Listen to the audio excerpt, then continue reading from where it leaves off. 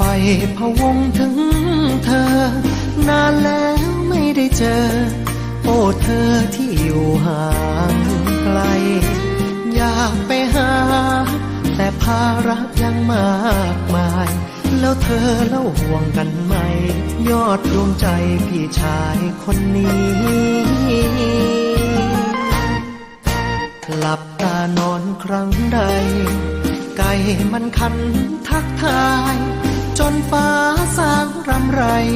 คมตาไม่ได้สักทีอยากโทรหาแต่ว่าสัญญาณไม่มี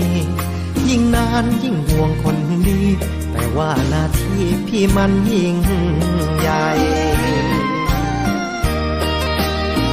ส่งไปได้เพียงสัญญาณความรักส่งไปด้วยความแรงมากที่รักจะรับได้ไหม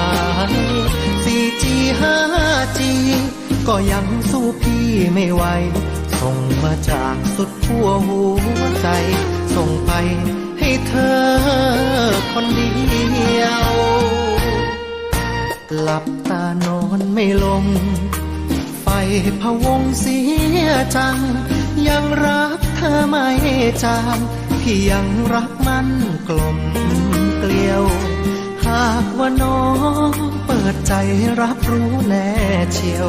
สัญญาณรักจะแน่นเหนียวส่งตรงคนเดียวไม่ลมไม่ขาด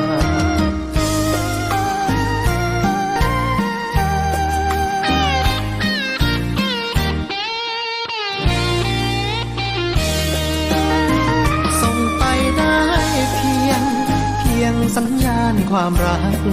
ส่งไปด้วยความแรงมากที่รักจะรับได้ไหม 4G 5G ก็ยังสู้พี่ไม่ไหวส่งมาจากสุดขั้วหัวใจ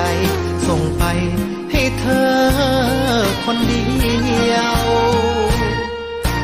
หลับตานอนไม่ลงไฟพะวงเสียจังยังรักเธอไม่จางพี่ยังรักมันกลมเกลียวหากว่าน้องเปิดใจรับรู้แน่เชียวสัญญาณรักจะแน่นเหนียวส่งตรงคนเดียวไม่ลมไม่ขาด